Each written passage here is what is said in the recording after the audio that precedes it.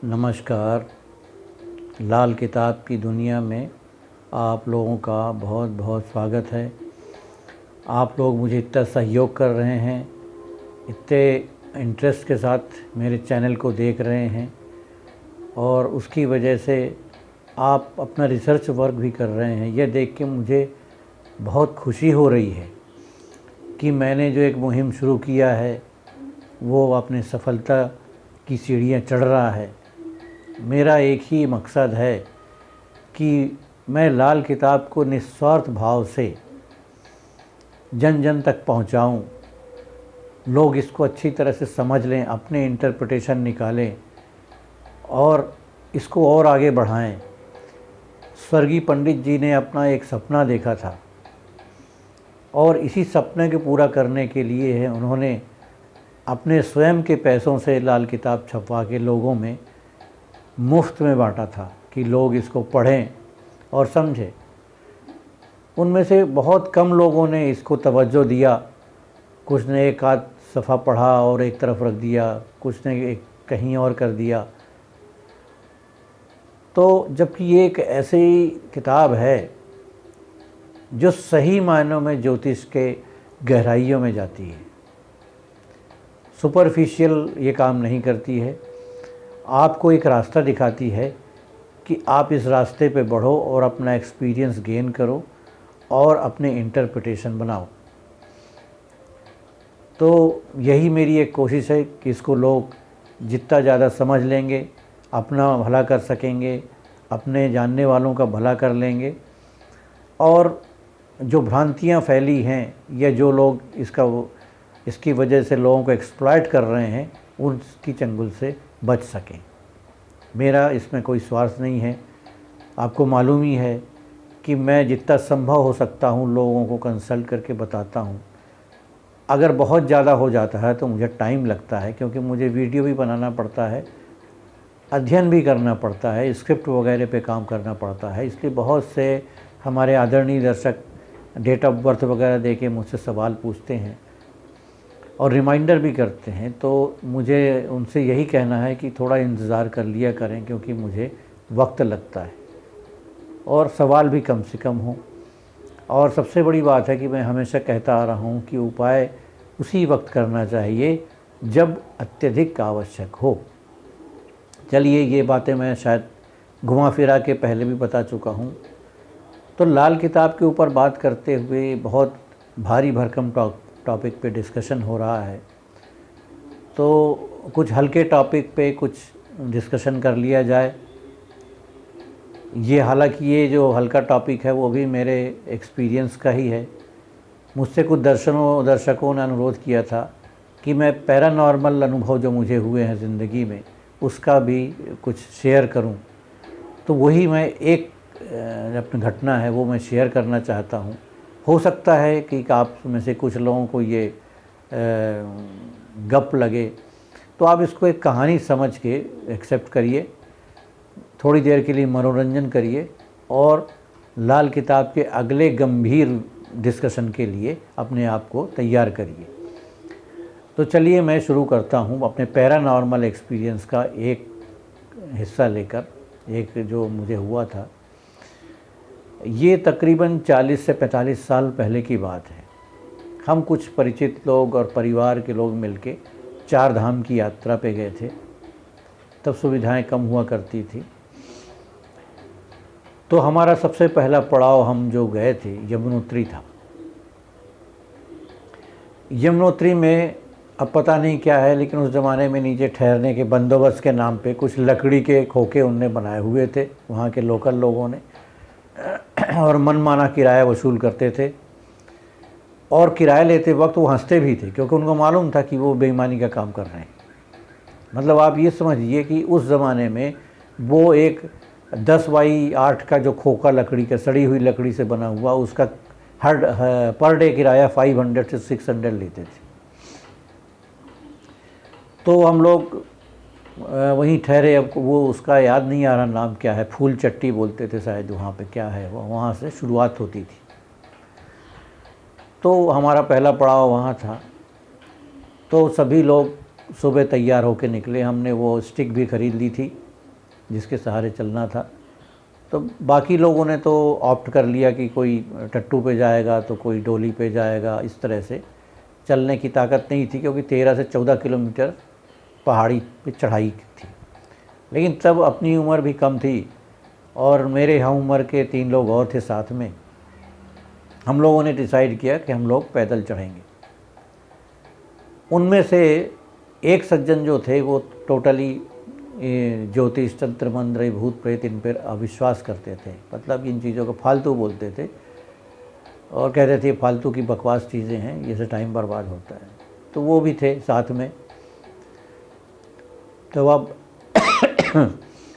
हम चलने लगे, पैदल चढ़ने लगे। मतलब कुछ अरसे के बाद हमें लगा कि ये एक्चुअली ऐसा आसान नहीं है, हमें बहुत टाइम लग जाएगा।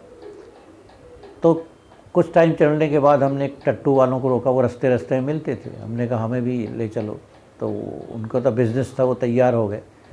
लेकिन बड़ी अजब बात हुई कि उनके टट्टुओं ने हमें चढ़ने नहीं दिया उनके ऊपर। जैसे ही उनके ऊपर बैठने जाते थे वो उछल कूद करने लगते थे, हमें गिराने की कोशिश करते थे। हमने कहा ये चलो, ये नसीब की बात है, हमें पैदल ही चलना है। तो हम पैदल चलते चलते किसी तरीके से जब आधे से ज़्यादा चढ़ाई पे पहुँचे, तब हमने देखा हमारे घर के लोग बड़े मज़े से वापस आ रहे हैं, कोई टट्टू पे तो कोई अपने पालकी पे, इस तरह से। खैर हम पहुँचे तो जब ऊपर यमुनोत्री मंदिर के पास पहुँच गए तो हम बिल्कुल थक के चूर हो चुके थे। हमने वहाँ दर्शन वगैरह किए, कुछ देर रेस्ट किया और ऐसा करते करते थोड़ा सा अंधेरा भी होने लगा। हमने कहा अब तो लौटना ही बनता है, क्योंकि जंगली रास्ता है। तो हम लोग चलने लगे। पैर बहुत बुरी तरह से थके हुए थे, चलते चलते भूख भी बहुत तेज़ लगी, अंधेरा हो चुका था। तो हमने कहा अगर कुछ चाय वाय मिल जाती तो अच्छा था। तो चलते रहे। रास्ते में सड़क के किनारे कुछ दो जंगलों के बीच में हमें एक रोशनी टिमटिमाती हुई दिखी, जैसे लालटेन की रोशनी होती है। तो हम लोगों ने कहा चलो उधर चलते हैं, देखते हैं कि वहाँ शायद कुछ मिल जाए। तो हम बढ़े उसे में किसी तरीके से, तो वहाँ देखा कि एक झोपड़ी नुमा कुछ बना हुआ है। उसमें एक आदमी जो है पहाड़ी, वो चाय बना रहा और कुछ बरनी अरनी में कुछ चीज़ें भी रखी है, कढ़ाई में कुछ तल भी रहा है। हमने कहा चलो यहाँ तो कुछ मिलेगा। हम पहुँचे तो वहाँ पे एक अघोरी टाइप के साधु महाराज भी बैठे थे अपने 4-5 चेलों के साथ। वो अपने बातों में मगन थे। हमने भी इससे चाय वाले से पूछा कि भैया और चाय के साथ कुछ खाना मिलेगा, कुछ मतलब नाश्ते के लिए। उसने कहा साहब शुद्ध घी के पराठे दे देंगे, आप पराठे खा लो। हमने कहा ठीक है, 2-2 पराठे बना दो भाई, चाय के साथ पी लेंगे। तो वो हंसने लगा, साहब 2 पराठों से आप लोगों का क्या होगा, आप 4 खाइए। अरे हमने कहा पहले 2 तो दो। उसने कहा आप 4 तो लो, आप 4 के बाद भी भूख लगेगी आपको। खैर हमने ऑर्डर दे दिया, बैठ गए। अब उनकी साधु महाराज की चर्चाओं के दौरान अचानक एक जो वर्ड मेरे कानों में आया, लाल किताब करके। और लाल किताब में मैं तब भी था, तो मैं चौकन्ना हो गया। मैंने थोड़ा ध्यान लगाया, मैंने कहा ये तो डिस्कशन कुछ चल रहा। तो मैंने चुपचाप से अपना एक पॉकेट टेप रिकॉर्डर में रखता था, मैंने उसको पॉकेट में ऑन कर लिया। मैंने कहा चलने दो इसको। वो लोग अपना बात करते रहे, इधर रिकॉर्ड होता रहा, इधर चाय और पराठे आ गए। हम लोग ने चाय पराठे खाए और उसके बाद उठ के चल दिए। साधु महाराज अभी वहीं बैठे हुए थे। चलने के बाद जब कुछ दूर आए तो हमारे एक साथी जो थे वो ने कहा अरे यार मेरा तो शायद पर्स वहीं छूट गया, गिर गया लगता है, चलो चल के देखते हैं। अब मामला रुपया पैसों का था तो चलना पड़ा। गए वापस, थोड़ी देर में पहुँचे वहाँ पे तो देखा कि वहाँ पे कोई झोपड़ी वोपड़ी भी नहीं है, जो बैठने की जगह है वहाँ भी कुछ नहीं था। पहले वहाँ एक बेंच टाइप का बना था, पत्थर के थे, कुछ भी नहीं था, साधु वगैरह भी नहीं थे, बस एक लालटेन टंगी हुई थी। तो हमें समझ में नहीं आया इतनी जल्दी ये चीज़ें गायब कैसे हो गई। खैर उनने थोड़ा इधर उधर देखा तो उनको उनका पर्स मिल गया। हम वापस चले किसी भी तरह से जल्दी पहुंचना था। काफ़ी दूर चलने के बाद हमें अचानक एक मोड़ पे तकरीबन 20 से 25 लोगों का एक जत्था दिखा, जो सफ़ेद कपड़ों में थे सारे के सारे। हमें कुछ अजब नहीं लगा, हमने कहा गांव के लोग हैं, आना जाना करते होंगे शायद, तो गांव के लोग जैसे ही दिख भी रहे थे। हमने कहा चलो ये अच्छा हुआ, अब डर की बात नहीं, हम इनके साथ हो लेते हैं। हम उनके साथ साथ चलने लगे। अब जब चलने लगे तो हमने तो कुछ नहीं किया, लेकिन हमारे जो साथी जो अविश्वासी टाइप के थे, वो ज़बरदस्ती उन लोगों के बीच में घुस घुस के उनसे बात करने की कोशिश कर रहे थे, और उनमें से उन लोगों ने इनका कोई भी जवाब नहीं दिया। वो अपनी बात में मशगूल रहे, चलते रहे। वो बार बार उनके बीच में बोलते रहे, चलते रहे। हम लोग चलते चलते काफ़ी देर हो गई। जब नीचे करीब पहुंचने वाले थे तो हमने देखा वहाँ रोशनी दिख रही है। वो फूल चट्टी, मैं नहीं एग्जैक्टली नहीं बता सकता, लेकिन फूल चट्टी मेरे ध्यान में है जहाँ पे हम रुके थे। वहाँ की दुकान की रोशनी वगैरह जल रही थी। और थोड़ा नीचे पे तो देखा बहुत लोगों की भीड़ लगी हुई है जहाँ से हम निकलने वाले हैं। उसमें हमारे घर के लोग और दोस्त भी खड़े हुए थे। हमने कहा चलो अब तो आ ही गए। अब देखती है अचानक ये जो हमारे साथ जत्था था 20-25 लोगों का, इन्होंने अपनी स्पीड बढ़ा दी और धड़धड़ाते हुए उतर के चले गए। हमने कहा ये गांव के लोग हैं, इनको प्रैक्टिस है, चले गए। हम नीचे आए तो सब लोग नाराज़ हो रहे थे। इतनी रात को लाए। हमने कुछ पहाड़ी लोगों को भेजने की कोशिश की, उनको बोला कि भाई 2-2 हज़ार देंगे, आप जाके देखाओ। तुमने कहा तुम 2 लाख भी दोगे तो भी नहीं जाएंगे। तो वो काफ़ी नाराज़ हुए। ये हमने कहा भाई नाराज़ होने की क्या बात है, आप लोगों के सामने इतने लोग तो हमारे साथ थे, उतर के चले गए। आपने खुद भी देखा ये सारे गांव के लोग थे, उतर गए। तो वो कहने लगे कि कोई भी नहीं उतरा भाई, आप कैसी बात कर रहे हो। अरे हमने कहा अब भी तो उतरा, मेरे सामने, आपके सामने से गए ये लोग। कहे नहीं, हमारे सामने से कोई नहीं है, सभी जितने दुकानदार भी वहाँ खड़े थे। तो उन्होंने बोला नहीं साहब, हमारे सामने से कोई भी नहीं है, आप ही लोग उतर रहे हो। अब अपना तो हलक सूख गया। हमने कहा ये क्या था, हम किसके साथ थे इतनी देर तक।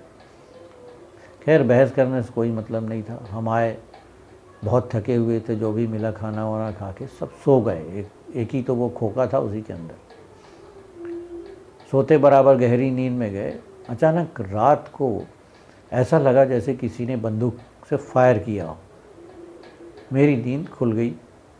जब नींद खुली तो मैंने आसपास देखा, तो मैं चूँकि कोने के उसमें था, पलंग पे सो रहा था, तो देखा बाकी सब लोग गहरी नींद में हैं और सो रहे हैं। मैंने देखा ऐसा कोई एबनॉर्मल चीज़ मुझे समझ में नहीं आई। तो मैं दोबारा सोने की जैसी कोशिश की तो मैंने देखा कि मेरे जिस खटिए पे मैं सो रहा था उसके पैर के थोड़ा ऊपर पास वही अवघड़ साधु बैठा नज़र आया।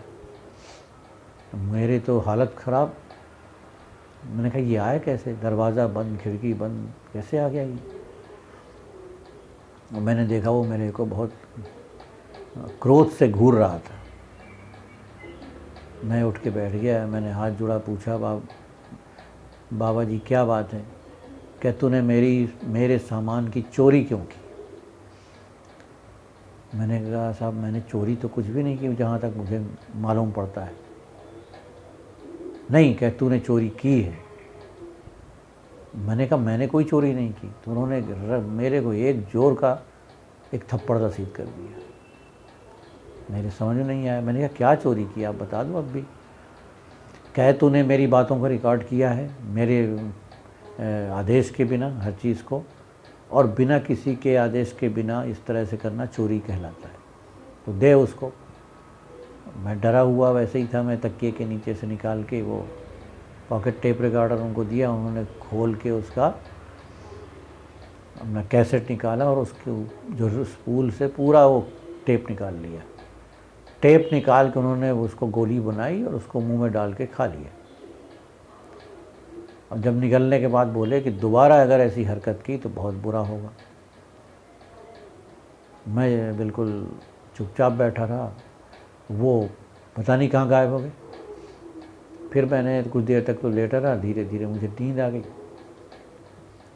सुबह जब मैं उठता हूँ तो मुझे लगा कि मैंने ये कोई सपना देखा है और ये हकीकत नहीं हो सकता। मैंने तकिए के नीचे हाथ डाला, टेप रिकॉर्डर था उसके अंदर, वो भी सही सलामत था, टेप का जो मटेरियल होता है।